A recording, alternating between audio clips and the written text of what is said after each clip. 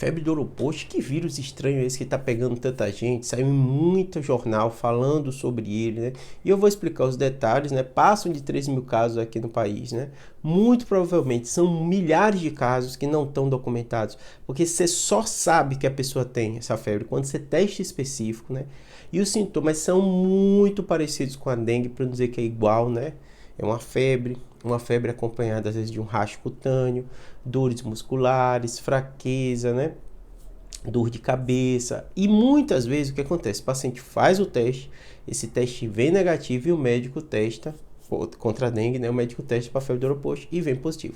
Na região norte do país é mais comum o médico ver e ele pede esse teste com mais frequência, tem possibilidade de fazer. Antigamente a gente sempre falou que pode acontecer, não pode acontecer, mas não era coisa comum de ver, acaba que o médico não pedia, né, em regiões grandes. Hoje, esse ano, o que a gente percebeu? Que o vírus se espalhou. Médicos começaram a suspeitar em locais completamente atípicos de aparecer esse vírus, né? E tem dado casos positivos. Espírito Santo, Paraná, Rio de Janeiro, né? Um país, vamos colocar inteiro. Região norte gera o clássico de ter, especial região amazônica. Ainda são 70% dos casos positivos. Ou seja, porque eu estou falando casos positivos, lá testa mais. Mas isso, obviamente, né, por característica que eu vou explicar mais na frente desse vírus, lá a gente vê mais casos. Mas norte, nordeste, Bahia, já com dezenas de casos documentados, né? Então, muito provavelmente, esse vírus se espalhou. Se a gente está vendo, né? Região norte e nordeste, quantidade maior, e sudeste também chegando forte esse vírus, né? Então, quais são as características? Em primeiro lugar, o vírus antigo, a gente sabe desde a década de 70, né? Com vários relatos de casos.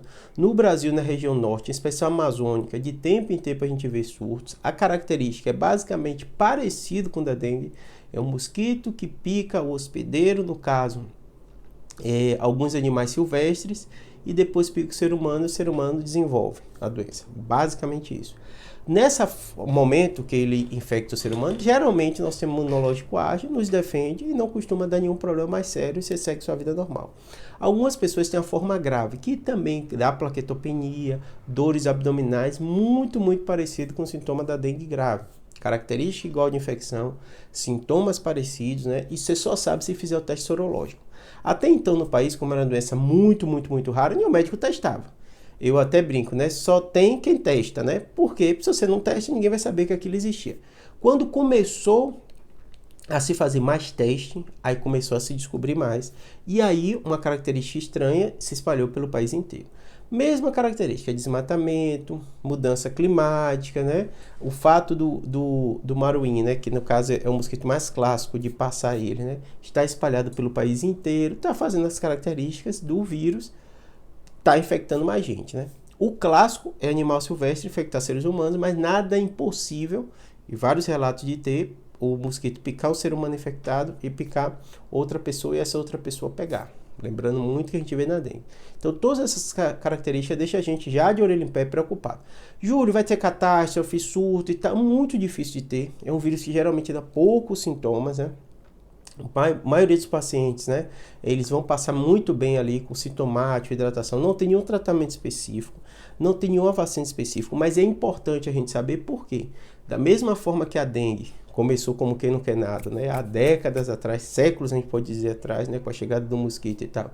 E depois se espalhou e causa esse problema, não tanto por causa das mortes, apesar de morrer gente, o que é uma catástrofe, mas a gente sabe que não é um vírus com alta letalidade, tá ali 0,07, é baixa letalidade, comparado com o vírus da gripe, ou até o vírus da Covid, é muito mais grave do que ele, né? Mas como pega muita gente, enche o pronto-socorro, sintomas também.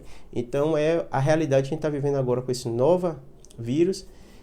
Não, é um vírus antigo, mas novo no sentido de estar espalhado pelo Brasil, que a gente vai ficar atento o que vai acontecer e qual vai ser essa sazonalidade. Qualquer novidade eu falo com você.